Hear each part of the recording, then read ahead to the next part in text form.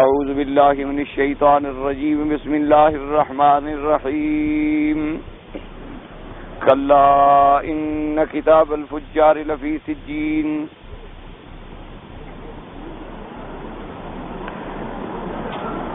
وما ادراک ما سجین کتاب مرقوم ویل یومئذ للمکذبین الذين يكذبون بيوم الدين وما يكذب به إلا كل معتد أثيم إذا تتلى عليه آياتنا قال أساطير الأولين كلا بل ران على قلوبهم ما كانوا يكسبون كلا إنهم عن ربهم يومئذ لمحجوبون ثم إنهم لصال الجحيم ثم يقال هذا الذي كنتم به تكذبون. قال المؤلف والمفسر رحمه الله تعالى أدام النفع بعلومه وعلومكم في الدارين آمين إلى أن قال يقول تعالى حقا إن كتاب الفجار لفي سجين أي إن مصيرهم ومأواهم لفي سجين. سجين فعيل من السجن وهو الزيق كما يقال في السيق والشريب وخمير وسكير ونحو ذلك ولهذا عظم أمره فقال تعالى وما أدراك ما سجين أي هو أمر عظيم وسجن مقيم وعذاب أليم. ثم قد قال قائلون عيترت الأرض السابعة. اللہ تبارک و تعالی نے سورۃ المطففین کے ان آیات میں ارشاد فرماتے ہیں، جس کا مفسر ترجمے میں اور تفسیر میں بیان فرماتے ہیں کہ کلا ان کتاب الفجار لفی سجین. جیسے کہ آپ نے پڑھا ہے کہ کلا جو ہے اصل میں یہ ہے حرف ردع، حرف زجر، یعنی کسی کو جھڑکنا ہو تو کہتے ہیں کلا، یعنی ایسے ہرگز نہیں ہے جیسے تم کہتے ہو، یعنی لیس الامر کما تزعمون. یا کلا کا معنی ہوتا ہے حقاً، یہ بات پکی ہے، ثابت ہے، حق ہے، اس میں کوئی جھوٹی بات نہیں ہے. تو اس لیے مفسر نے فرمایا حقاً، اشارہ کیا کہ کلا یہاں بمانے حقاً ہے کہ یہ بات حق ہے اور ثابت شدہ ہے اور فرمان خداوندی ہے. ان کتاب الفجار لفی سجین، اے فجار سے مراد کافر ہیں کہ ان کا مسیر، ان کا لوٹنا، ان کا ٹھکانہ ماواہم کیا ہے سجین میں. اب مفسر فرماتے ہیں سجین کا وزن فعیل ہے، اصل میں یہ سجن سے ہے. معنی کیا ہے؟ وہ تنگ مقام، وہ تنگ جگہ، جیسے سکیر، شریب، خمیر کے وزن پہ آتی ہے. تو فرمایا اس کے بعد کہ وما ادراک ما سجین. اب اس کے بارے میں اللہ تبارک و تعالیٰ اس کی عظمت حول بیان کرتے.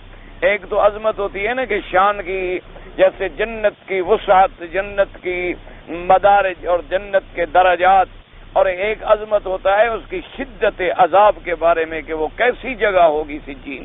اس لیے فرمایا وما ادراک ما سجین، آپ کو کیا خبر کہ وہ سجین کیا بلا ہے. فرمایا ہوا امر عظیم و سجن مقیم، وہ ایک بہت بڑی سخت جگہ ہے اور ہمیشہ قید خانہ ہے رہنے کا. وعذاب علیم، اور عذاب دردناک ہے. تو اب یہ بات یاد رکھیں کہ یہاں ایک لفظ ہے نا ان کتاب الفجار، یعنی یا تو نامہ عمل جو ہیں کفار کے وہ کہاں ہوں گے؟ سجین. اسی طرح یاد رکھیں کہ صرف نامہ عمل نہیں بلکہ نامہ عمل بھی سجین میں ہوں گے، اور کافروں کے ارواح جو ہیں، روح جو ہیں، وہ بھی سجین میں ہوں. جیسے مومنین کے نامہ عمل بھی علیین میں ہوں گے، اور مومنین کے ارواح جو ہیں، روح جو ہیں، وہ بھی علیین میں ہوں گے. پھر جب قیامت کا وقت آئے گا تو وہ ارواح ان اجساد میں باقاعدہ داخل کر دیے جائیں گے. اسی لیے بعض حضرات کو دھوکا لگا ہے، اللہ معاف فرمائے، اور وہ عذاب قبر کا انکار کر بیٹھے ہیں. انہوں نے کہا کہ بھائی جب روح مومن کا علیین میں ہے تو اب قبر کے اندر نعمت کا یا راحت کا کیا فائدہ کس کو ہوگا؟ لہذا جسد جو ہے وہ تو ایک جماد ہے، گویا کہ ایک پتھر کا ٹکڑا تھا، پڑا تھا، خراب ہو گیا اور گل گیا اور سڑ گیا۔ اور اسی طرح جب کافر کا روح نکلنے کے بعد سجین میں چلا گیا تو اس کا جسد بھی ایک بے جان جثہ ہے، ایک جماد ہے، اس کو کیا عذاب ہوگا؟ اس لیے اللہ معاف فرمائے وہ عذاب قبر کا انکار کر بیٹھے، حالانکہ عقیدہ اہل سنت والجماعت ہے کہ عذاب قبر جو ہے وہ حق ہے۔ عذاب قبر قرآن سے بھی ثابت ہے، احادیث رسول اللہ صلی اللہ علیہ وسلم سے بھی ثابت ہے، اقوال صحابہ رضوان اللہ علیہم اجمعین سے بھی ثابت ہے، اللہ کے اولیاء کرام کے مشاہدات سے بھی ثابت ہے۔ اس کا انکار کرنا جو ہے اہل سنت والجماعت سے نکلنے والی بات، اس کا انکار کیا ہے دراصل فرقہ ہے معتزلہ کا، ایک معتزلہ کا فرقہ ہے کرامیہ اور ایک ان کا فرقہ ہے کوئی صالحیہ، انہوں نے عذاب قبر کا انکار کیا۔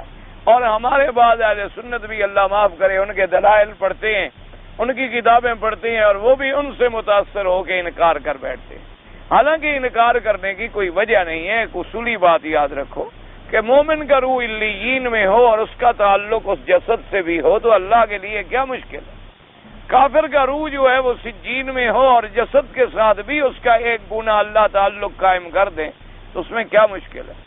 جیسے آپ اس کی مثال یوں سمجھ لیں دنیا میں کہ آپ کے گھروں میں مثلا بجلی چل رہی ہے، اب اس بجلی جو ہے یہ تار میں منتقل ہو کے آ رہی ہے، حالانکہ اس کا جو اصل پاور ہاؤس ہے وہ کہاں لگا ہوا ہے؟ وہ تو ماشاءاللہ کئی میل دور ہے شہر سے، لیکن پاور ہاؤس سے بجلی چلتی ہے اور پھر جناب وہ اپنے کیبلز میں منتقل ہوتی ہے، پھر وہ اپنے ٹربائن میں آتی ہے، پھر ٹرانسفارمر میں آتی ہے، اور وہاں سے چلتے چلتے اس کی رو جو ہے وہ آپ کے گھر میں بھی پہنچی ہوئی ہے اور آپ بلب لگاتے ہیں اور سوئچ دباتے ہیں تو لائٹ آ رہی ہے، حالانکہ بجلی ہے کہاں، بن کہاں رہی ہے؟ تو اب صاف بات ہے کہ اگر اس تار کو آپ کاٹ دیں گے تو بجلی سے تعلق اس کا کٹ جائے گا، یا پیچھے سے اگر آپ اس کو بند کر دیں گے تو پھر بجلی کی رو آنا بند ہو جائے گی، لیکن جب آپ اس کا مین سوئچ جو ہے اس کو آن کر دیں گے تو بجلی کی رو بحال ہو جائے گی۔ تو اگر اتنی دور سے ہم ایک بجلی کی رو جو ہے انسانی عقل سے ایک باریک تار میں دوڑا سکتے ہیں، اچھا، اور اسی طرح دیکھیں مثال کے طور پر آج دنیا میں ریڈیو بنے ہوئے ہیں، ریڈیو اسٹیشن ہیں، آپ کے گھر میں ریڈیو رکھا ہے، آپ جس ملک کا چاہتے ہیں وہ ملک لگا دیتے ہیں، حالانکہ جو لوگ ساتھ بیٹھے ہیں ان کی آواز کو نہیں پکڑ رہا، اور جو ملک آپ سے کئی ہزار میل دور ہے اس کو پکڑ رہا ہے، چونکہ اس کے اس نمبر کا اس فریکوینسی کا تعلق جو ہے وہ اسی اسٹیشن کے ساتھ ہے، اسی اسٹیشن سے جو چیز نشر ہو رہی ہے وہ اسی کو لہروں میں اور ہوا میں آتی ہوئی صرف اسی کو لیتا ہے۔ اچھا، اور پھر دیکھو کہ اسٹیشن ایک دوسرے کے کتنے قریب ہیں، یعنی ایک ملک ادھر لگ رہا ہے تو ایک سوئی کے برابر ایک ملک ادھر لگ رہا ہے اور ان کے دونوں کے درمیان میں لاکھوں میل کا فاصلہ ہے، ہزاروں میل کا فاصلہ ہے، لیکن آپ کی آواز کو وہ نہیں لے رہا۔ اب اسی طرح جیسے سیٹلائٹ کے ذریعے پوری دنیا کی فلم آپ کو دکھا دیتے ہیں کہ ایک واقعہ یہاں سے 50,000 میل دور ہو رہا ہے، لیکن یہاں جب آپ اپنی ٹی وی آن کرتے ہیں تو وہ بے عین ہی پوری فلم آپ کے سامنے آ رہی ہے کہ ان لہروں میں انہوں نے سیٹلائٹ کے ذریعے کنٹرول کیا ہے۔ تو اگر یہ بندے کا عقل کر سکتا ہے تو اللہ تبارک و تعالی جو خالق کائنات ہے، جو خالق مخلوقات ہے، تو وہ اپنے بندوں کے اجساد کے ساتھ علیین سے اور سجین سے ان کا تعلق نہیں جوڑ سکتا؟ اس لیے ہمیشہ یاد رکھیں عذاب قبر جو ہے وہ برحق ہے، عذاب قبر میں سوال اور جواب کا ہونا جو ہے وہ برحق ہے، اور اللہ تبارک و تعالی ہمیں اپنی رحمت سے عذاب قبر سے بچائیں۔ اس لیے حضور پاک صلی اللہ علیہ وسلم نے ہمیں دعائیں سکھائیں کہ اللہم انی اعوذ بک من عذاب القبر واعوذ بک من فتنة المسیح الدجال واعوذ بک من فتنة المحیا وفتنة الممات واعوذ بک من المأثم والمغرم وغلبۃ الدین وقہر الرجال او کما قال رسول اللہ صلی اللہ علیہ وسلم۔ تو اگر عذاب قبر نہ ہو تو پھر پناہ مانگنے کا کیا مطلب؟ یا عذاب قبر جو ہے وہ صرف روح کو ہو تو پھر اس کا جسد سے کوئی علاقہ نہ ہو تو یہ کوئی تصور والی بات ہی نہیں ہے، سوال ہی پیدا نہیں ہوتا۔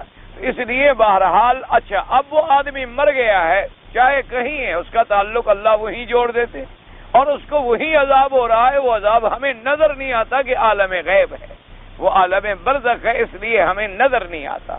ہم اس عذاب کو دیکھ نہیں سکتے ہیں، اور اسی میں اللہ کی رحمت ہے کہ اگر ہم عذاب دیکھ لیتے تو اپنے مردوں کو پھینک کے ہم چلے آتے، کبھی قبر میں دفن بھی نہ کرتے۔ ڈر کے مارے اللہ معاف کرے اگر ایک عذاب قبر کا مشاہدہ ہو جائے، اللہ پاک رحمت فرمائے، اللہ تبارک و تعالی ہر مسلمان کی قبر کو باغ جنت بنائیں اور عذاب سے بچائیں۔ اللہ ہر مسلمان کا خاتمہ ایمان اور توحید اور عقیدہ صحیح پہ فرمائیں، اور اللہ تبارک و تعالی فتنہ محشر اور عذاب محشر سے بھی بچائیں اور جنت الفردوس نصیب فرمائیں۔ تو اس لیے بعض لوگوں کو یہ دھوکا لگتا ہے، جیسے کہ بعض نے فرما دیا کتاب الفجار، اس میں کوئی شک نہیں، نص قطعی ہے کہ کتاب الفجار جو ہے وہ سجین میں ہے۔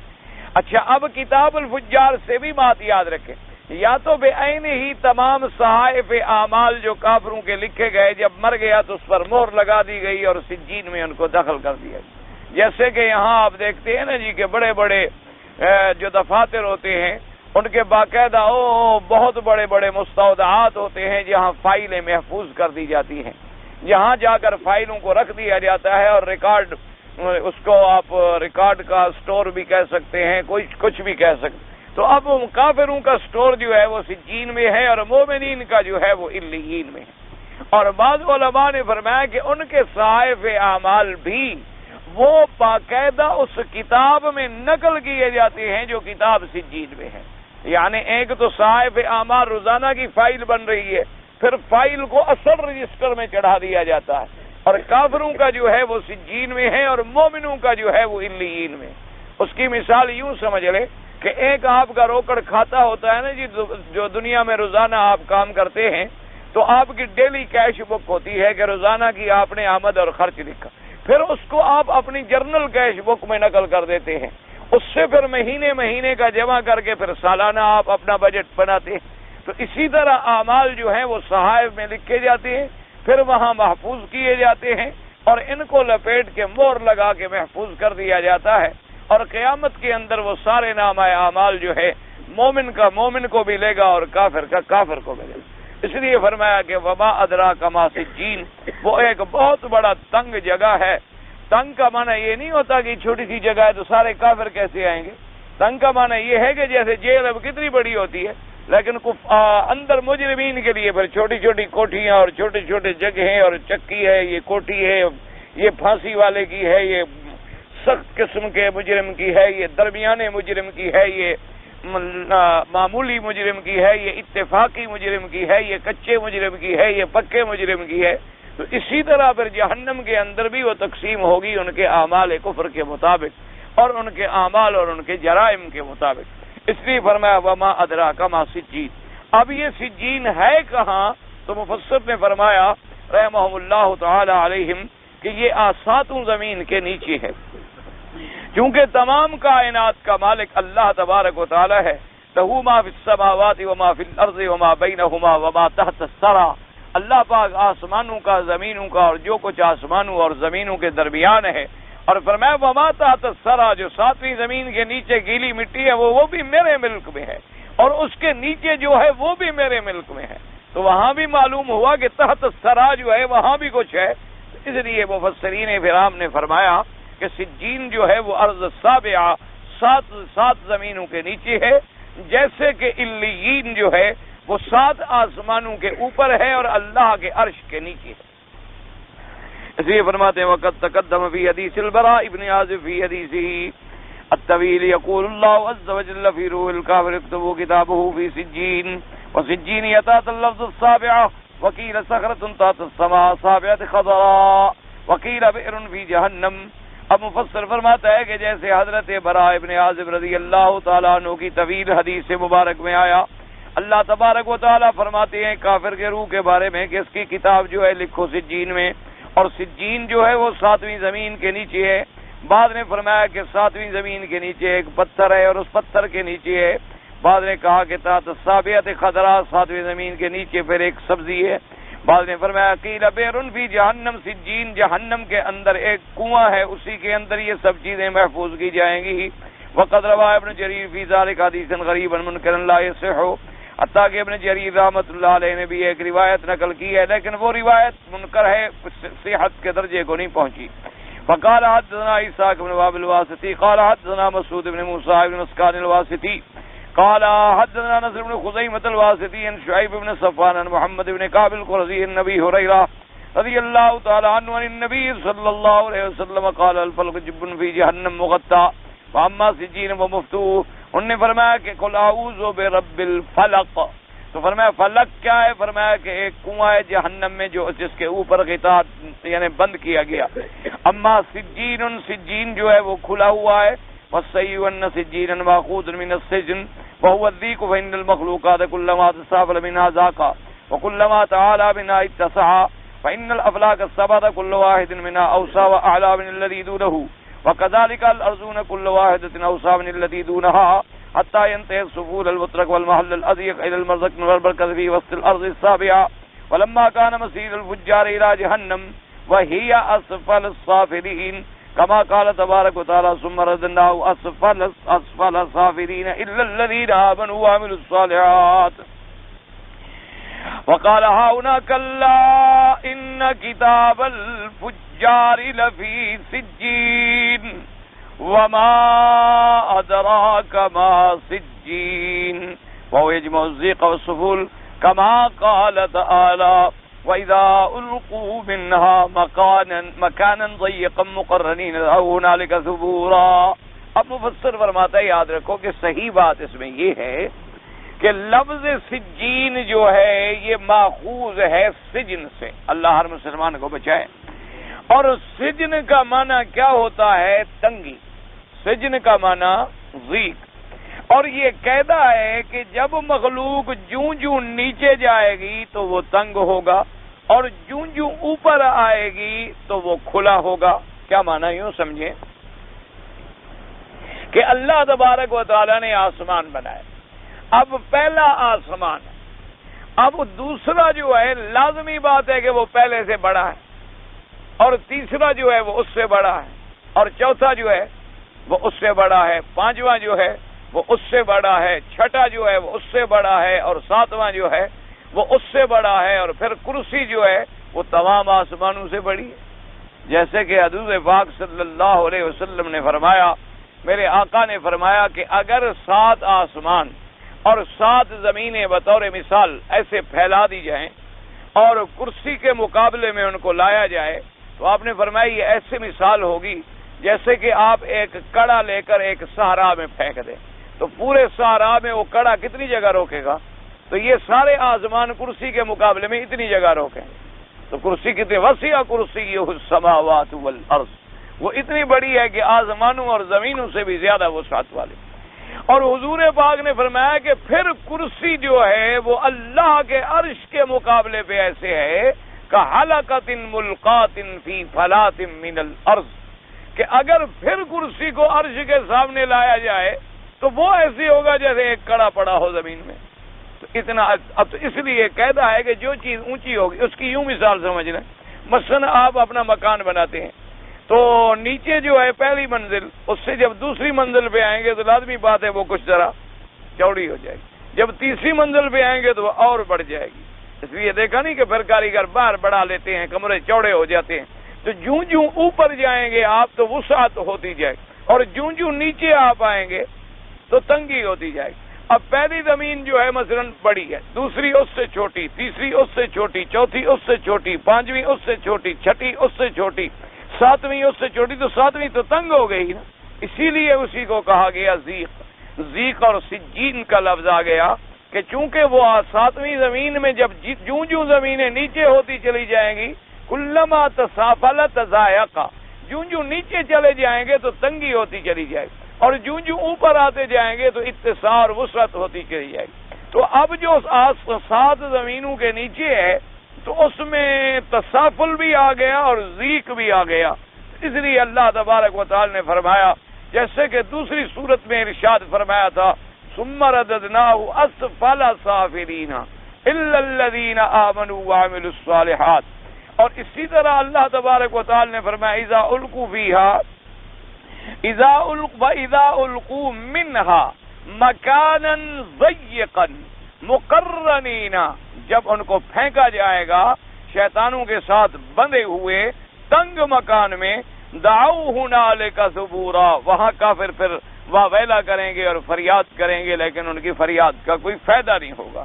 تو اس لیے مفسر رحمت اللہ علیہ فرماتے ہیں کہ صحیح بات جو ہے وہ یہی ہے کہ الارضون کل واحدۃ اوسع من التي دونها حتی ينتهي السفول، حتیٰ کہ جب آپ نیچے چلے جائیں گے والمحل الاضيق الى المرکز فی وسط الارض السابعہ، زمین ساتویں کے درمیان میں جو سب سے نیچے تنگ جگہ ہے، کیونکہ مسیر الفجار جہنم ہوگا اور جہنم جو ہے وہ اسفل السافلین میں ہے، اسی لیے اللہ پاک نے یہاں ارشاد فرمایا ان کتاب الفجار لفی سجین وما ادراک ما سجین، سجین کیا ہے؟ وہو یجمع الضیق والسفول، وہ تنگی کو اور نیچے ہونے کو جمع کر، یعنی سب سے نیچے سب سے تنگ۔ اور اس کے بعد اللہ تبارک و تعالی نے ارشاد فرمایا وقولہ تبارک و تعالی کتاب مرقوم لیس تفسیرا لقولہ وما ادراک ما سجین وانما هو تفسیر لما كتب لهم من المسیر الى سجین ای مرقوم مکتوب مفروغ من لا یزاد فیہ احد ولا ينتقص منه احد۔ اب مفسر نے فرمایا، اللہ فرماتے ہیں کتاب مرقوم، یہ مادرا کما سجین کی تفسیر نہیں، بلکہ اللہ نے جو لکھا ان کا مسیر سجین، مرقوم یعنی مکتوب مفروغ۔ اور حضرت ابن عباس رضی اللہ تعالیٰ عنہ کا ایک قول مبارک ہے، وہ فرماتے ہیں کتاب مرقوم ای مختوم، وہ فرماتے ہیں کہ ایک ایسی کتاب جس کو لکھنے کے بعد مہر لگا دی گئی، بس یعنی بند کر دیا گیا۔ مہر کا معنی یہ ہوتا ہے جیسے آج کل آپ دیکھتے ہیں نا کہ کوئی اہم اگر آرڈر ہو تو اس کو لفافے میں بند کر کے اوپر سیل لگا دیتے ہیں۔ تو اس لیے فرمایا کہ جب نامہ اعمال کافروں کے لکھے جائیں گے اور جب کافر مر جاتا ہے تو اس کے نامہ اعمال کو لپیٹ کے وہاں کتاب میں درج کرنے کے بعد مہر لگا دی جاتی ہے، اس کو سیل کر دیا جاتا ہے، لا یزاد فیہا ولا ینقص منہا، اس کے اندر اب نہ کوئی زیادتی ہو سکتی ہے کہ کوئی اور چیز درج کر دی جائے، اور نہ گھٹایا جا سکتا ہے کہ کسی جرم کو کاٹ لیا جائے، جیسے دنیا میں ہوتا ہے۔ اللہ تبارک و تعالی معاف کرے کہ اگر چاہیں تو جرم ایک اور لگا دیں اور چاہیں تو جرم ایک اور گھٹا دیں، لیکن وہاں تو معاملہ اللہ کے حکم سے ہوگا اور فرشتوں کے ہاتھ سے ہوگا، اور فرشتے ایسے ہوں گے کہ لا یعصون اللہ ما امرہم ویفعلون ما یؤمرون، اللہ کے فرشتے جو ہیں وہ اللہ کے حکم کے پابند ہیں، اللہ کے حکم کی نافرمانی نہیں کرتے، جو ان کو حکم دیا جاتا ہے اس کی تعمیل کرتے ہیں۔ اسی لیے اور ان کی صفت اللہ نے پہلے فرمایا علیہا ملائکۃ غلاظ شداد لا یعصون اللہ ما امرہم، وہاں ملائکہ ہوں گے سخت، وہاں ملائکہ ہوں گے سخت قوت والے، سخت ہیبت والے، عظمت والے، اور ایسے جو اللہ کے فرما بردار، اللہ کی کبھی نافرمانی نہیں کریں گے، جو اللہ حکم دیں گے اسی کے مطابق کریں گے۔ تو کتاب مرقوم کا کیا معنی؟ یعنی یوں سمجھیے، لفظ آیا تھا نا کہ ان کتاب الفجار لفی سجین وما ادراک ما سجین، آگے آیا کتاب مرقوم، تو کتاب مرقوم جو ہے تفسیر ما ادراک ما سجین کی نہیں، وہ تو بتا دیا گیا کہ ان کتاب الفجار لفی سجین۔ کتاب مرقوم کا کیا معنی ہے کہ ان کا مسیر اور ماوا کیا ہوگا کہ کتاب مرقوم مختوم محفوظ فی سجین لا یزاد فیہا ولا ینقص منہا، نہ اس میں زیادتی ہوگی اور نہ اس سے کوئی چیز گھٹائی جائے گی۔ اللہ تبارک و تعالی سے ہر وقت جب بھی جہنم کا ذکر آئے تو پناہ مانگا کریں، اللہ ہر مسلمان کو جہنم سے بچائے۔ اس لیے حکم حضور پاک نے فرمایا کہ جب قرآن کی تلاوت کرو، جہاں رحمت کی آیت آ جائے تو اللہ سے رحمت مانگو، مغفرت کی آیت آ جائے تو اللہ سے مغفرت مانگو، جنت کا ذکر آ جائے تو اللہ سے جنت کا سوال کرو، اور اگر جہنم کا ذکر آئے، عذاب کا ذکر آئے تو اللہ سے پناہ مانگو، اللہ سے معافی مانگو۔ اسی لیے حضور پاک صلی اللہ علیہ وسلم نے ارشاد فرمایا کہ دنیا کے اندر بھی اگر کبھی تمہارا گزر ایسے مقامات پر ہو جن مقامات پر اللہ کا عذاب نازل ہوا تھا تو جلدی جلدی گزرو، اس عذاب کی جگہ سے جلدی گزر جاؤ، جیسے کہ حدیث پاک میں آتا ہے، صحابہ رضوان اللہ علیہم اجمعین فرماتے ہیں کہ ہمارے آقا سرکار مدینہ، اللہ کے کروڑوں صلاۃ و سلام ہوں آپ کی ذات مبارکہ پر، آپ جب حج میں تشریف لے آئے اور مزدلفہ سے مینا کی طرف تشریف لا رہے تھے تو راستے میں وہ وادی محصر آتی ہے نا جہاں ہاتھیوں پر عذاب نازل ہوا تھا، تو حضور صلی اللہ علیہ وسلم نے اس وادی کے بارے میں ارشاد فرمایا کہ جلدی چلو، اور اپنی سواری مبارک کو ایڑی لگائی اور تیزی سے نکل گئے کہ یہ اللہ کے عذاب کے مقام ہیں، اللہ کے عذاب سے ڈرنا چاہیے۔ اور اسی طرح جب کوئی رحمت کا مقام ملے تو وہاں جتنی دیر لگا سکتے ہو لگاؤ، وہاں جتنی آدمی اللہ سے مانگے اور اللہ سے رحمت کا سوال کرے۔ اسی طرح آپ دیکھیں عرفات رحمت کا مقام ہے تو آدمی کو پورا دن گزارنا ہے، مزدلفہ ماشاءاللہ رحمت کی جگہ ہے تو پوری رات گزارنی ہے، مینا کے اندر طلب رحمت کے مواقع ہیں ماشاءاللہ تو 3 دن گزارنے ہیں۔ اسی طرح لیکن جہاں جہاں وادی عذاب ہے تو حکم ہے کہ جلدی سے گزر جائے۔ تو اصل میں قرآن پڑھنے کا معنی یہی ہوتا ہے، یہ نہیں ہوتا کہ قرآن پڑھتے جائیں اور پتہ ہی نہیں کہ ہم نے کیا پڑھا ہے، نہیں، جہاں عذاب کا وقت آئے تو اللہ سے پناہ مانگیں، اور جہاں اللہ کی رحمت کا ذکر آئے تو اللہ سے طلب رحمت کریں، اور جہاں جنات کا ذکر آئے تو اللہ تبارک و تعالی سے جنت کا سوال کریں۔ قرآن پاک کو پورے تدبر کے ساتھ، قرآن پاک کو پورے تفکر کے ساتھ، قرآن پاک کو پورے خشوع اور خضوع کے ساتھ پڑھنا چاہیے، اور اس کی ایک ایک آیت پہ غور کریں، اور اللہ تبارک و تعالیٰ کے احکام اور اللہ تبارک و تعالیٰ کے فرامین کی تعمیل کریں، پھر قرآن پڑھنے کا مزہ آتا ہے اور قرآن طبیعت میں اثر کرتا ہے۔ اس لیے ایک آدمی ہے پڑھ رہا ہے، ثواب تو خیر ملے گا، ایک آدمی اب ترجمہ ہی بیچارہ نہیں جانتا تو وہ کیا کرے، لیکن اتنا تو ہر کوئی جانتا ہے کہ بھی جہنم کا نام آ گیا ہے، جنت کا نام آ گیا، تو جب جنت کا نام آئے تو اللہ سے جنت مانگے، جہنم کا نام آئے تو پناہ مانگے، اور توجہ کے ساتھ قرآن تھوڑا پڑھیں لیکن باوضو، با ادب اور طہارت کاملہ کے ساتھ، کپڑے بھی پاک ہوں، بدن بھی پاک ہو، جگہ بھی پاک ہو، اور دل جو ہے وہ بھی شرک سے پاک ہو، اور پورے غور سے چاہے ایک صفحہ پڑھیں لیکن پڑھیں غور سے، پورے تدبر اور تفکر کے ساتھ، اور قرآن کو صحیح پڑھنے کی کوشش کریں۔ یہ نہیں کہ بس ہم قرآن پڑھ رہے ہیں اور جیسے آتا ہے جی ہم کیا کریں، جی پرانے زمانے کے ہم لوگ ہیں اور ابتدا میں بستیوں میں ہم نے عام حافظوں سے قرآن پڑھا تھا، لیکن اللہ نے اب موقع دیا قرآن کو صحیح کرو، قرآن پاک کو صحیح پڑھنے کی کوشش کرو تاکہ قرآن کا کوئی حرف جو ہے وہ غلط ادا نہ ہو جائے۔ اس لیے فرماتے ہیں کہ اللہ تبارک و تعالی نے کہ کتاب مرکوب یعنی مفروع من لا یزاد فیہ احد، اب کوئی اس میں زیادتی نہیں کر سکتا نہ گھٹا سکتا ہے۔ قالہ محمد بن کعب القرظی ثم قال تبارک و تعالی ویل یومئذ للمکذبین اذا صاروا یوم القیامۃ الی ما اوعدہ اللہ من السجن والعذاب المہین۔ اللہ تبارک و تعالی نے فرمایا کہ ہلاکت اور بربادی ہے ان لوگوں کے لیے جو اللہ کے قرآن کو جھٹلانے والے ہیں۔ کیا ہلاکت و بربادی ہے؟ جب وہ اس مقام پہ بھیجے جائیں گے جن مقامات کا اللہ نے کفار کے بارے میں وعید بیان کی تھی، جب وہ اس عذاب مہین میں ذلت والے میں جائیں گے تو اس سے بڑی ہلاکت کیا ہوگی؟ وقد تقدم الکلام علی قولی ویل بما اغنی عن عادتہ، مفسر فرماتا ہے کہ لفظ ویل کی تحقیق گزر چکی ہے، یعنی یاد رکھیں یا تو ویل بمعنی ہلاکت و بربادی، یا بعض مفسرین نے فرمایا کہ بعض روایات میں یہ بھی ملتا ہے کہ ویل جو ہے وہ جہنم کی ایک وادی ہے، اور وہ اتنا سخت عذاب والی وادی ہے کہ باقی جہنم بھی اس سے پناہ مانگتی ہے۔ اللہ تبارک و تعالی سے ہم بھی پناہ مانگتے ہیں۔ وَأَنَّ الْمُرَادَ مِنْ ذَلِكَ الْهَلَاكُ وَالدِّمَارُ كَمَا يُقَالُ وَيْلٌ لِفُلَانٍ، مراد کیا ہے ان کی ہلاکت اور بربادی، جیسے کہ محاورات عرب میں کہتے ہیں کہ وَيْلٌ لِفُلَانٍ، ہلاکت اور بربادی ہو فلاں کے لیے۔ وَكَمَا جَاءَ فِي الْمُسْنَدِ وَالسُّنَنِ مِنْ رِوَایَةِ بَهْزِ بْنِ حَكِيمِ بْنِ مُعَاوِيَةَ بْنِ حَيْدَةَ عن أبيه عن جده قال قال رسول الله صلى الله عليه وسلم ويل الذي يحدث ويكذب ليذيق الناس ويل له۔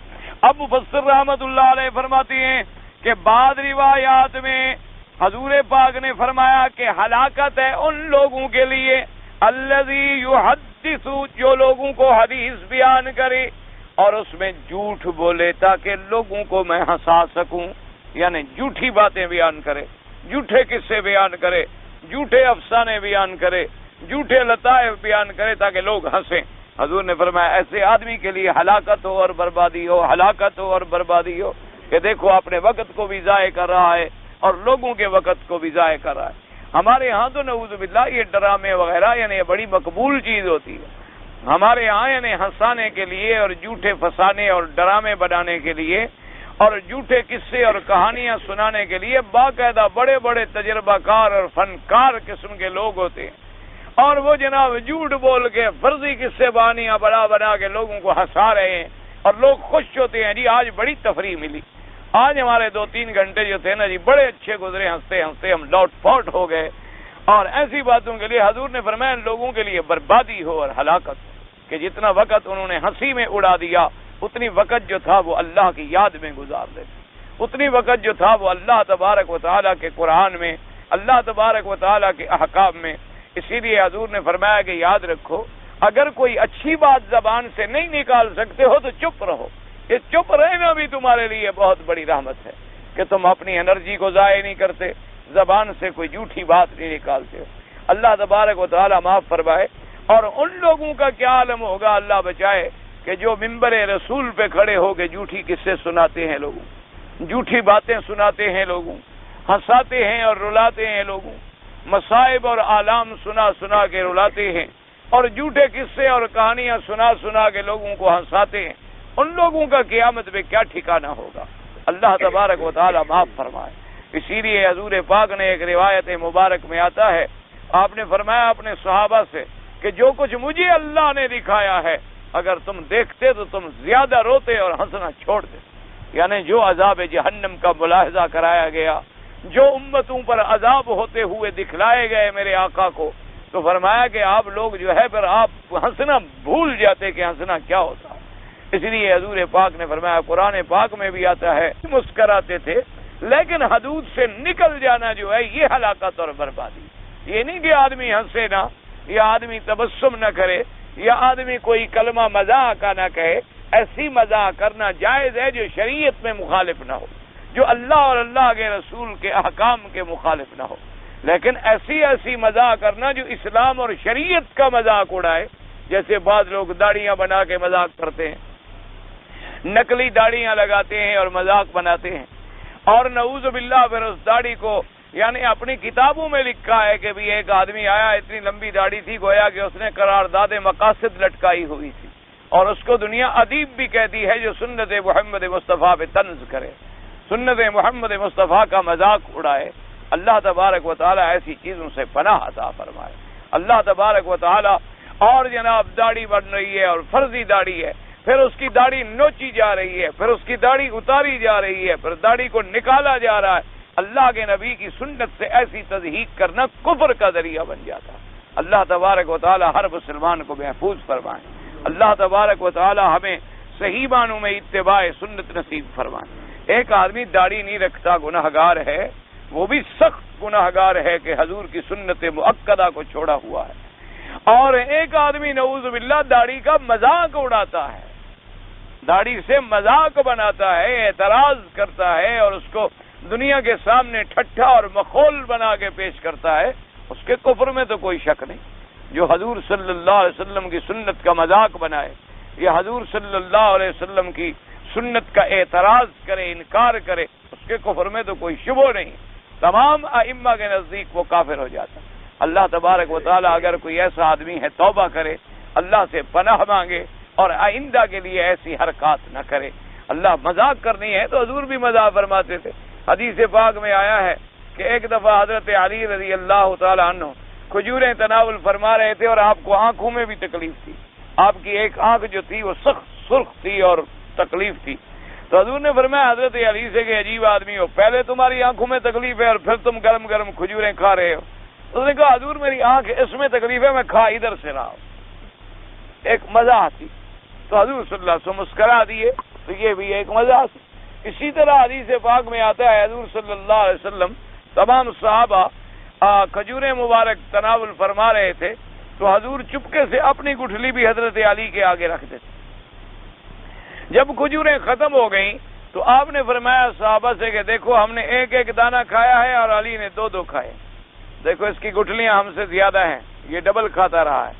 تو حضرت علی نے عرض کیا کہ یا رسول اللہ دو کھا لینا تو خیر اتنی بڑی بات نہیں ہے، کمال تو ان کا ہے جو گٹھلی بھی کھا گئے، یعنی حضور کے آگے تو کوئی گٹھلی نہیں تھی نا، حضور صلی اللہ علیہ وسلم تو اپنی گٹھلی حضرت علی کے آگے رکھ دیتے، تو حضرت علی نے عرض کیا حضور پر کمال تو ان کا ہے جو گٹھلی بھی ساتھ کھا گئے، میں نے تو چلو دو دو کھا لی۔ حضور صلی اللہ علیہ وسلم مسکرا دیے۔ اسی طرح حضور کے ایک صحابی تھے جن کا لقب تھا حمار المجاشعی، وہ حضور کو آگے ہنسایا کرتے تھے کبھی کبھی۔ تو یہ جو ہے یہ منع نہیں ہے کہ اسلام میں ہنسنا منع ہے، یا اسلام میں خوش ہونا منع ہے، یا اسلام میں تفریح منع ہے، نہیں، جو جائز ہے شریعت کے حدود کے اندر ہے اس کی اجازت ہے، لیکن حدود سے نکل جانا جو ہے وہ تباہی اور بربادی کا باعث بن جاتا ہے۔ اس لیے حضور نے فرمایا ایسے لوگ جو جھوٹی حدیثیں بیان کر کے لوگوں کو ہنساتے ہیں، ویل لہو ویل لہو، ہلاکت ہو، بربادی ہو ان کے لیے۔ ثم قال تبارک و تعالی مفصلا للمکذبین الفجار الکفرا، اب اللہ تبارک و تعالی کو فجار کی تفسیر بیان فرماتے ہیں کہ اس سے مراد کون ہے؟ فرمایا کافر، الذین یکذبون بیوم الدین ای لا یصدقون بوقوعہ ولا یعتقدون کونہ ویستبعدون امرہ، جو لوگ قیامت کے دن کا جزا کے دن کی تصدیق نہیں کرتے، اور جو لوگ اس کے لیے تیاری نہیں کرتے، اور جو لوگ قیامت کے آنے کو بعید سمجھتے ہیں۔ قال اللہ تبارک و تعالی وما یکذب به الا كل معتد اثیم، ای معتد فی افعاله من طاعة الحرام والمجاوزة فی تناول المباح والاثیم فی اقواله ان حدث کذب وان وعد اخلف وان خاصم فجر۔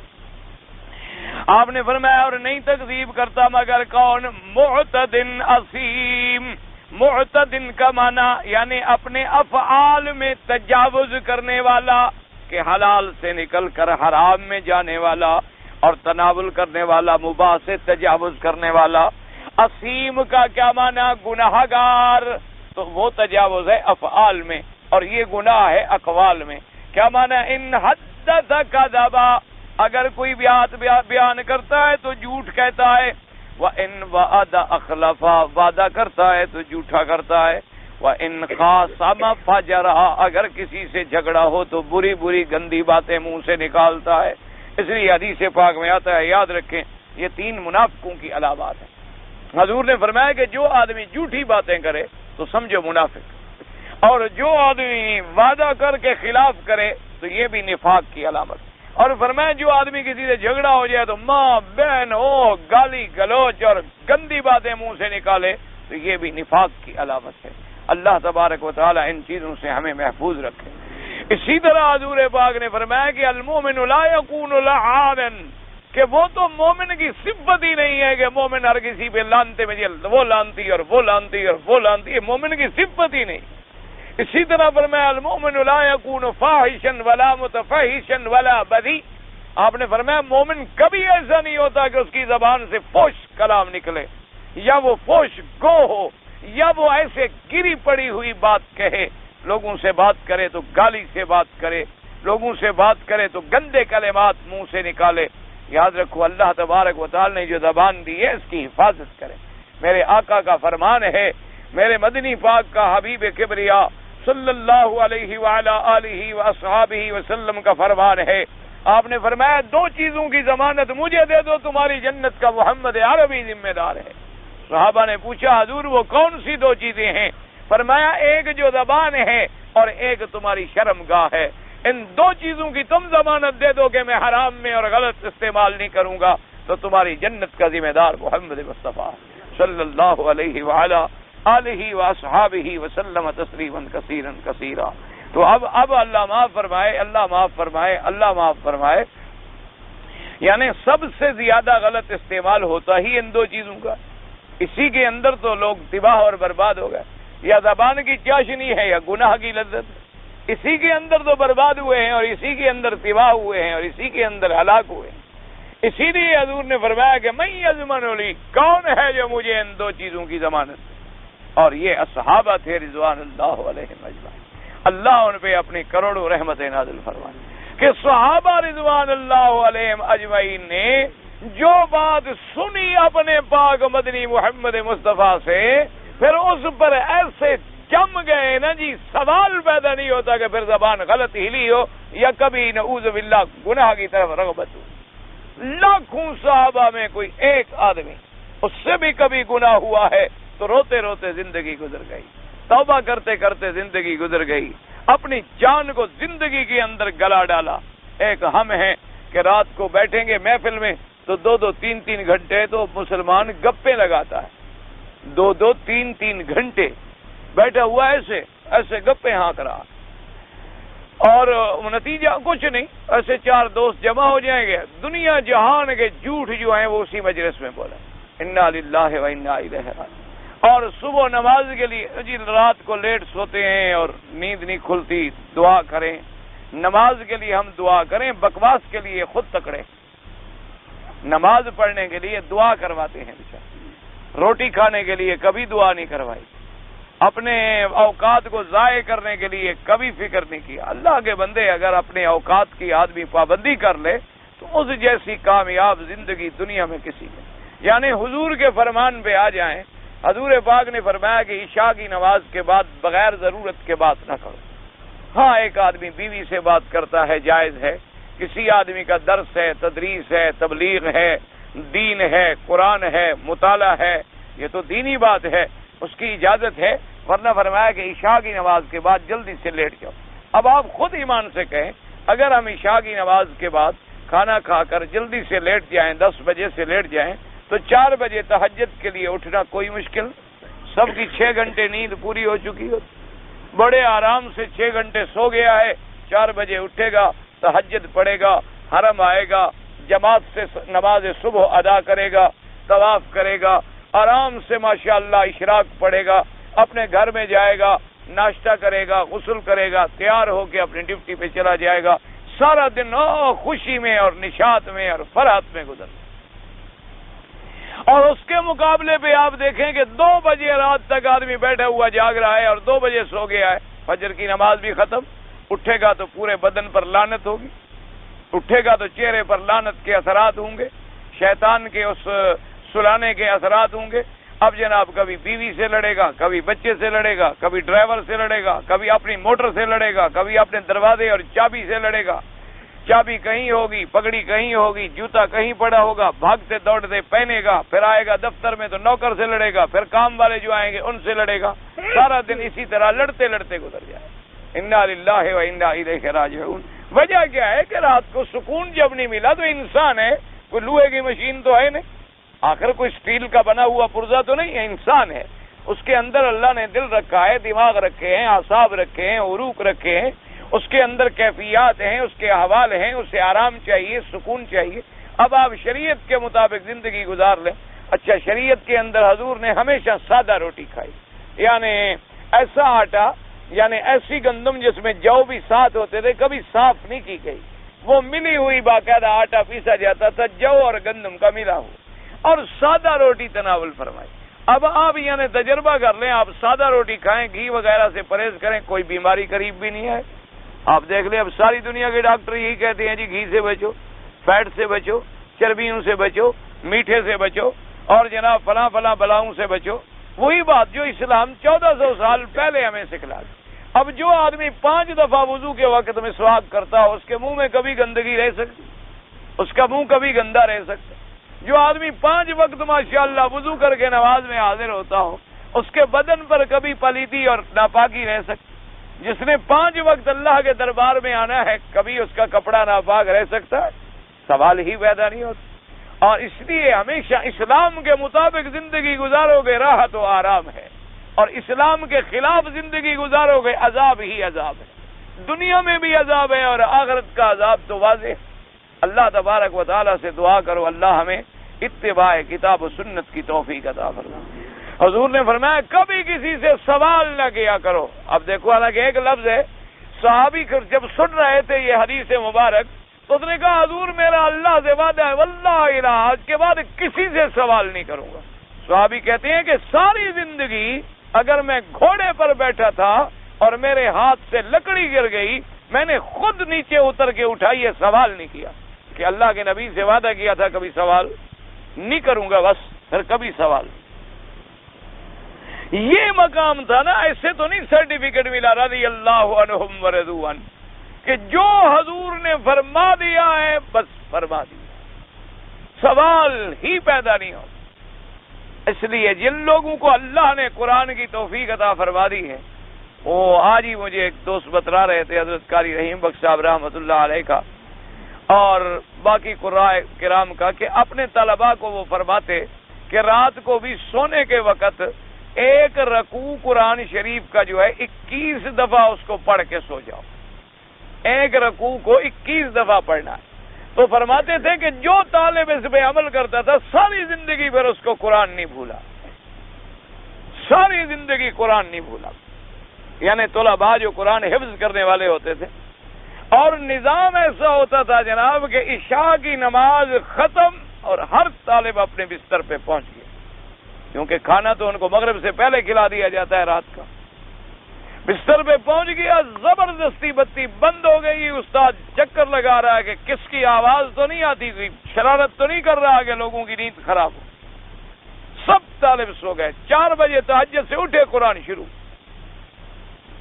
جن لوگوں نے اس طرح زندگی گزاری ہو ان کی زبان پہ پھر ہر وقت اللہ کا قرآن جاری رہتا. اس لیے ہمیشہ یاد رکھیں اپنی زبانوں کو اللہ کے ذکر سے تر کریں. ہر وقت چلتے بیٹھتے اٹھتے پھرتے، وضو ہے نہیں ہے، کلمہ شریف جو بھی تمہیں یاد ہے، سبحان اللہ والحمدللہ لا الہ الا اللہ اللہ اکبر وللہ الحمد لا حول ولا قوت الا باللہ العلی العظیم لا الہ الا اللہ محمد الرسول اللہ، درود شریف جو بھی تمہیں یاد ہے. وضو ہے نہیں ہے، گھر جا رہے ہو، گاڑی میں ہو، بس میں ہو، جب تک ہو زبان پہ اللہ کا ذکر آئے تو اللہ کی رحمتیں نازل ہوتی، اللہ تبارک و تعالیٰ کی رحمتیں نازل ہوتی ہیں. ہمارے پرانے زمانے کی بات ہے، ایک بس میں ہم سفر کرتے تھے. اس کا ڈرائیور جو تھا وہ داڑھی والا تھا اور بالکل سوکھا پتلا تھا، جیسے ہی ہمارا طالب ہے نا پتلا تھا لکڑی کا. تو اسی طرح وہ ماشاءاللہ بالکل اس کا معلوم ہوتا ہے کہ بھائی تھا سکا، داڑھی بھی اسی طرح اور پتلا سا آدمی. اور پھر چونکہ ہم داڑھی والے ہیں، ہم بھی انتظار کرتے کہ وہی ڈرائیور آئے اس کے ساتھ بیٹھیں گے. اس میں 2 خوبیاں تھیں، ایک سگریٹ خود نہیں پیتا تھا اور بس میں پینے نہیں دیتا. کسی نے سگریٹ جلائی، اس نے بریک مار دی، کنڈکٹر سے کہا بھی پیسے اس کو واپس کر دو، ٹکٹ پھاڑ دو اور اتار دو. اور دوسری خوبی اس کی یہ تھی کہ جناب جتنی دیر اسٹیئرنگ پہ بیٹھا ہے حافظ قرآن تھا، قرآن کی تلاوت شروع.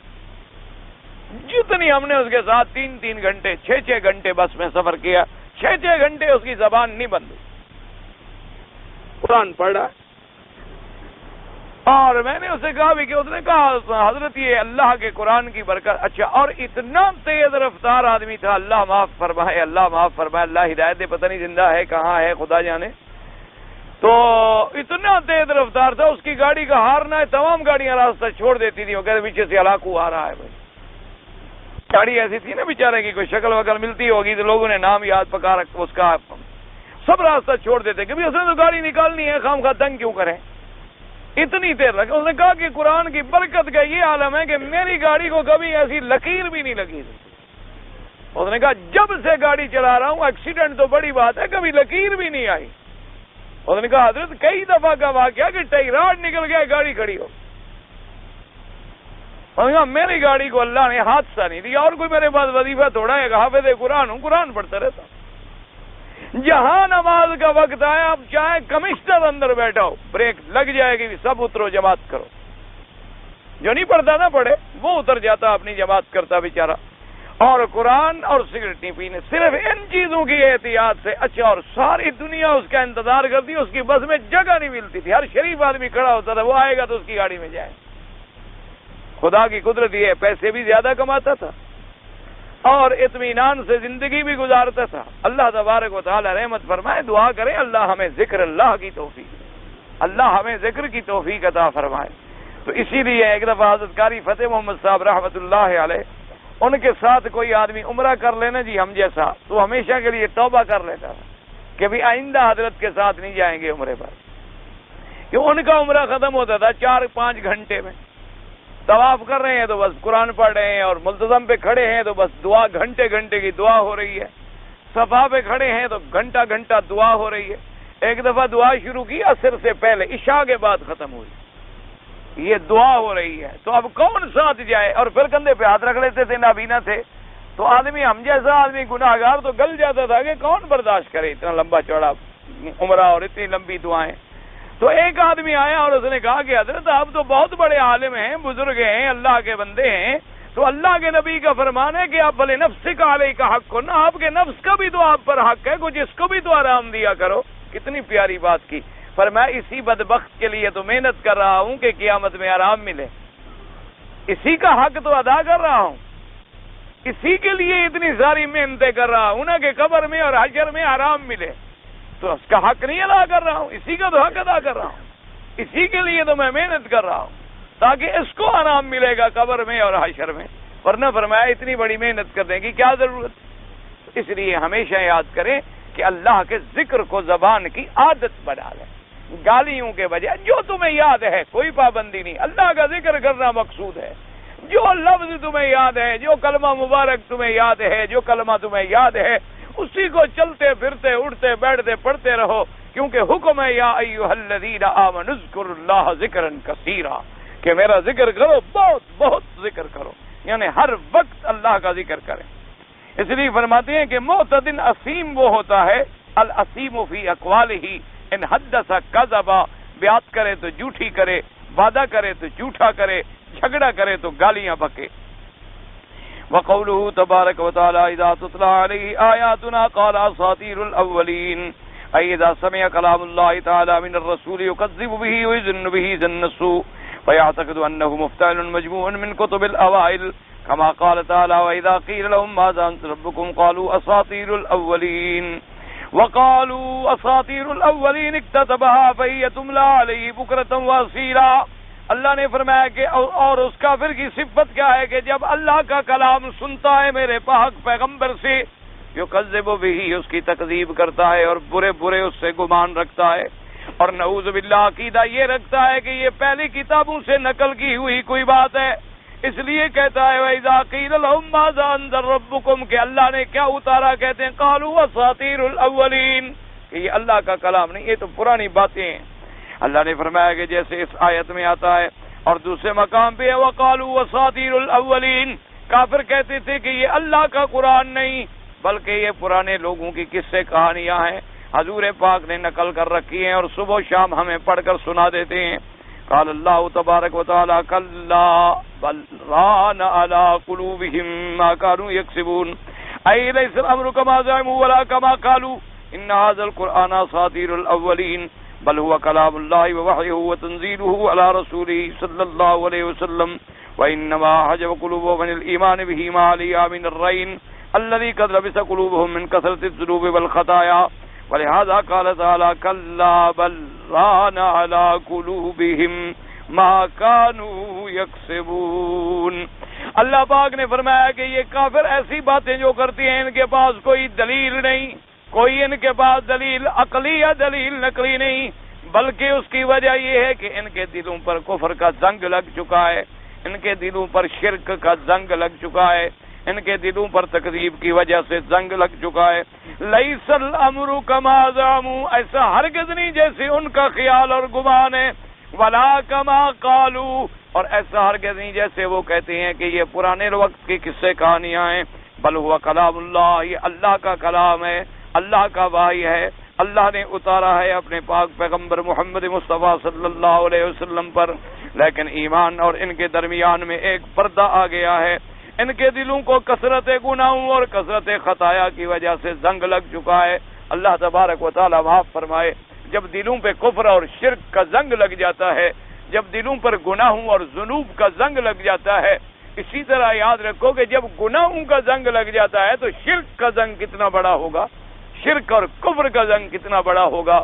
یہی وجہ ہے کہ اللہ معاف فرمائے پھر لوگ شرک میں مبتلا ہوتے ہیں اور ہدایت سمجھ نہیں آتی، غیر اللہ کی عبادت کرتے ہیں اور بات سمجھ نہیں آتی، غیر اللہ کو پکارتے ہیں اور بات سمجھ نہیں آتی، غیر اللہ کی نظر نیاز مانتے ہیں، ان کو سمجھاؤ تو بات سمجھ نہیں آتی۔ وجہ کیا ہے؟ دلوں پہ زنگ لگ جاتے ہیں۔ اللہ نے فرمایا میرا مدنی صلی اللہ علیہ وسلم، یہ کافر جو تکذیب کرتے ہیں اور یہ کافر جو ایسی باتیں کہہ رہے ہیں، کوئی یہ نہیں کہ کوئی بربناء دلیل کہہ رہے ہیں، کوئی ان کے پاس دلیل ہے، کوئی ان کے پاس حجت ہے، کوئی ان کے پاس کتاب ہے، نہ فرمایا بالکل نہیں۔ کلا بل ران علی قلوبہم، ران رین کہتے ہیں زنگ،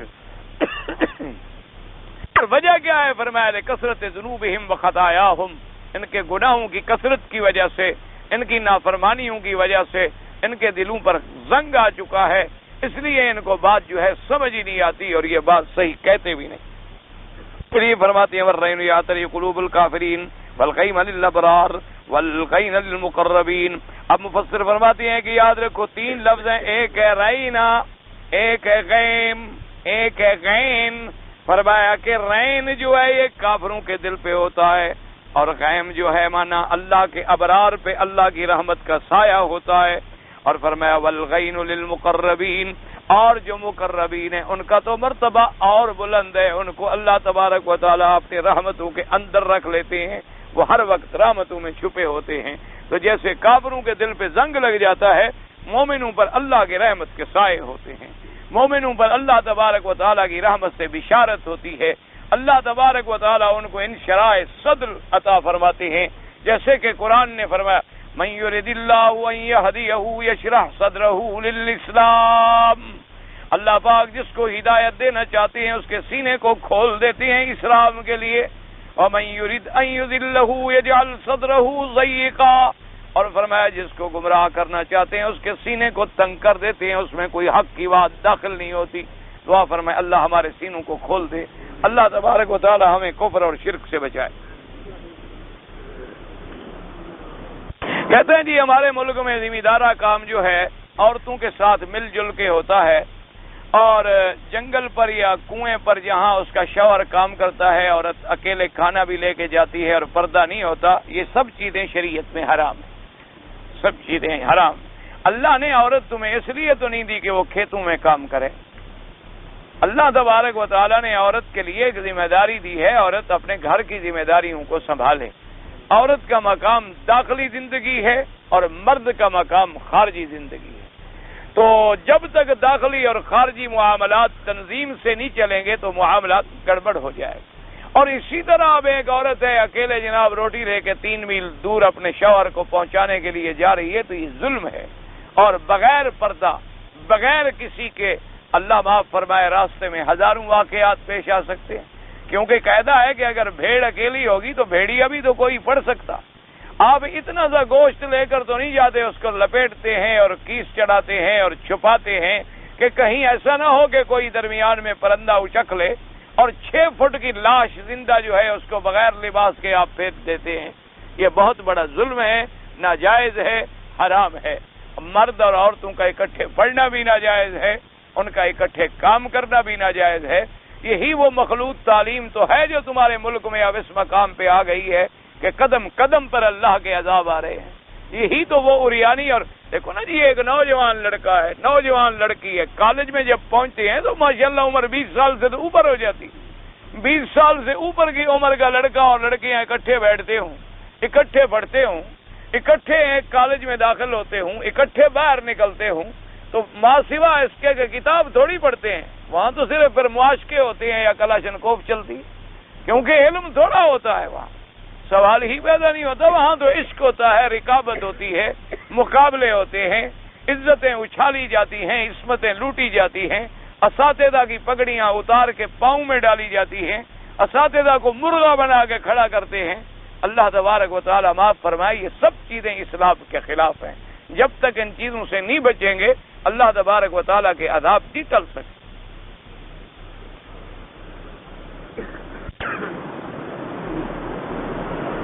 ایک آدمی کی عورت غلط ہے اور دوسرا آدمی یہ کہتا بھی ہے کہ جی اس سے جو لڑکا ہے وہ میرا ہے، لیکن اس کا خاوند پھر بھی راضی ہے اور جانتا ہے کہ فلاں فلاں لوگوں کے میری عورت سے تعلق بھی ہے، پھر بھی ان سے رابطہ، وہ دیوس اور بے غیرت ہے۔ ایسے آدمی پر جنت کی خوشبو بھی حرام ہے۔ حضور صلی اللہ علیہ وسلم نے فرمایا کہ جو دیوس ہوتے ہیں، بے غیرت ہوتے ہیں، جن کو اپنی بیوی کی، اپنی عزت کی، اپنی بیٹی اور بہن کی غیرت نہیں ہوتی، وہ شریعت اسلام میں دیوس کہلاتے ہیں۔ حتیٰ کہ حضور پاک صلی اللہ علیہ وسلم کے دروازے پہ ایک دفعہ آدمی آیا تو اس نے جب آواز دی اور دروازے میں ایک چھوٹی سی درز تھی، یعنی ایک درمیان میں جگہ تھی، تو وہ سامنے کھڑا تھا، تو حضور نے فرمایا کہ میرا دل چاہا کہ میں اندر سے خنجر لے کر تیری آنکھیں نکال لوں، کہ پھر دروازوں پر یہ پردے کیوں رکھے جاتے؟ اسی لیے کہ تم جھانک تانگ کرو۔ فرمایا حکم ہے کہ دروازے پہ آواز دو تو ہٹ کے کھڑے ہو جاؤ اور رخ دوسری طرف کر لو، تاکہ ایسا نہ ہو کہ دروازہ کھلے اور تیری نظر گھر والوں پر جا پڑے. اسلام نے اتنی پابندی لگائی ہے. اور اسی طرح آیا ہے کہ حضرت موسیٰ علیہ السلام اپنی بیوی کے ساتھ رات کو سفر کرتے تھے اور دن کو خیمہ لگا کے سو جاتے تھے تاکہ رات کو دن کو چلتا ہوا میری بیوی پر بھی کسی کی نظر نہ پڑے. اس لیے انبیاء کی اور مومن کی تو یہ شان ہوتی ہے. اگر کوئی بغیرت اور دیوس بن جائے تو اس کا مولوی کیا کر سکتا ہے؟ داڑھی ایک مشت کے برابر سنت ہے. خط بنانا ٹھیک ہے. اگر عقیقہ چھوٹی عمر میں نہ کیا ہو کسی نے تو اب کر سکتا ہے. اب کیا ضرورت ہے بھائی؟ وہ 7ویں دن عقیقہ ہوتا ہے، کرتا تو سنت تھا، ثواب تھا، نہیں کیا تو نہیں کیا. ایک آدمی جو ہے حضور نے فرمایا کہ 3 دن سے زیادہ ناراضگی نہ رکھو، لیکن ایک آدمی دوسرے کی عزت لوٹتا ہے اور اس کو مارنا چاہتا ہے، زمین چھیننا چاہتا ہے. بھائی جب قتل کرنا چاہتا ہے، عزت لوٹتا ہے، تو اب تو شریعت کے لیے جھگڑا ہے. اسلام کے لیے جھگڑا ہو تو وہ تو ساری زندگی بھی آپ نہ بولیں. مقصد 3 دن کا وہاں ہے کہ کسی دنیا کے معاملے میں لین دین میں بات ہو گئی، ناراض ہو گئے، اب ایک دوسرے سے غصہ کر کے پھر رہے ہو، وہاں اسلام کہتا ہے 3 دن سے زیادہ غصہ نہ کرو. لیکن جب معاملہ عزت لوٹنے کا ہو، جب معاملہ جان کے قتل ہونے کا ہو تو اسلام کے لیے جھگڑا ہے. پھر چاہے آپ ساری زندگی نہ بولیں.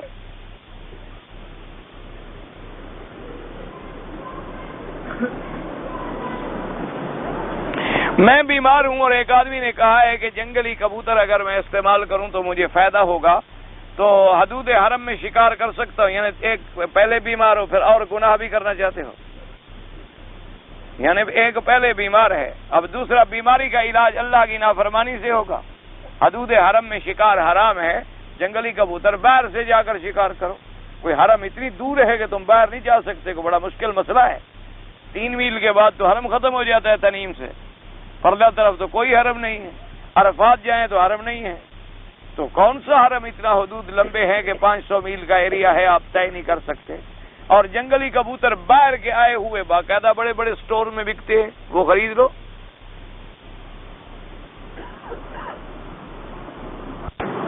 میرے ایک دوست رقم ادھار لے کر سعودیہ آئے ہیں. ان کی 2 جوان بیٹیاں بھی ہیں اور جہیز جیسی لعنت بھی ہے. ان پر حج فرض ہے. بھائی گزارش یہ ہے اگر اتنا پیسہ ہے کہ وہ اپنی بیٹیوں کی شادی کر سکیں اور اس کے بعد حج پہ آ سکیں، یا شادی نہ بھی کریں حج پہ آ جائیں، حج کر سکتے ہیں. یہاں آئے ہیں تو انشاءاللہ کمائیں گے. اللہ تبارک و تعالیٰ سارے مسائل حل فرما دیں.